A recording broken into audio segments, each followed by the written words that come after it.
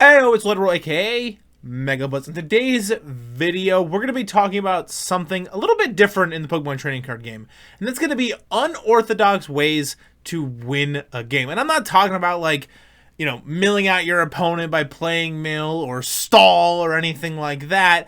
At least not with a deck that is designed to win that way. I'm talking about winning in those ways, but with a deck that isn't really meant to do so. Let's get to the gameplay. Already here at the gameplay. So to kind of catch everybody up where we're at, I'm not trying to make this a super long video or anything, but it's really important that knowing the outs you have in certain games. At this moment, I'm playing Mega Absol Box with the Armor Rouge package. Kind of a little bit of a weird deck, but I've been kind of messing around with it. It's been pretty fun. And I'm playing as Great Tusk Mill. Now, I've taken one prize card, I've Cloud of Darkness, I've discarded a card, but I haven't done anything too crazy, right? So my opponent is going to try to mill us out of the game. Now, something important to note is that it's going to be very difficult for us to take all 6 prizes in this game because of all the single prize Pokemon they have, right? But they also have Neutralization Zone as their A-Spec, so now it gets extremely difficult as I can't really attack with anything. I can attack with my Armor Rouge or maybe my Monkey Dory, but that's about it. I can't attack with anything else, which kinda sucks. So, and I'm stuck in the active right now with my Armor Rouge.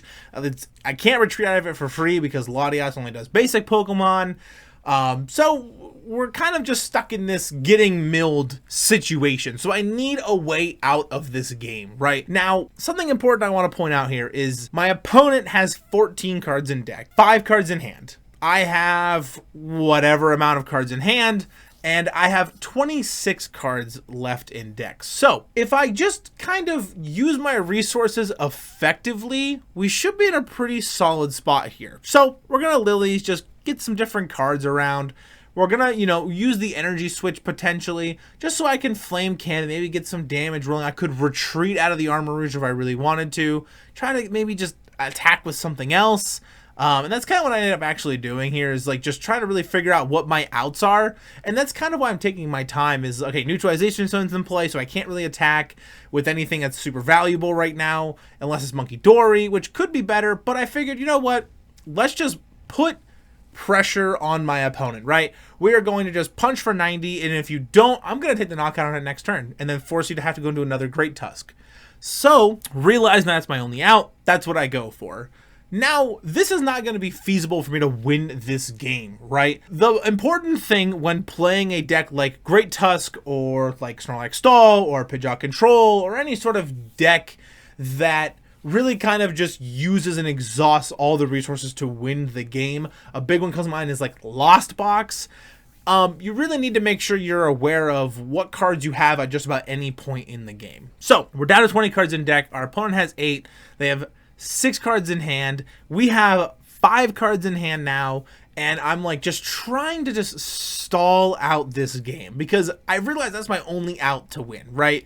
Is I boss's orders, maybe just try to take some prizes, get some energy out of play. They can retreat out of just about anything because they have jet energies and stuff. So I'm like, you know what? Let's just take some prizes. We're just going to try to keep kind of forcing ourselves to get ahead in the game as much as we possibly can.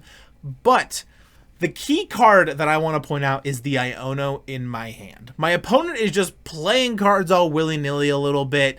The Great Tusk is good. You don't need the Tazagiri with the air balloon. Hold it in your hand. You don't need that. Knowing that just throwing these cards out is going to lose you the game is very important. Our opponent now has 1 card in deck with 4 cards in hand. I play Iono, we shuffle up. He's going to end up drawing all 5 cards in his deck with nothing left, and I'm going to pass turn and win the game. And our opponent concedes immediately, realizing that, oh, I didn't even realize that. I didn't play to that out. I didn't realize that that was a way for me to win, right? So recognizing that my out isn't to take all the prize cards.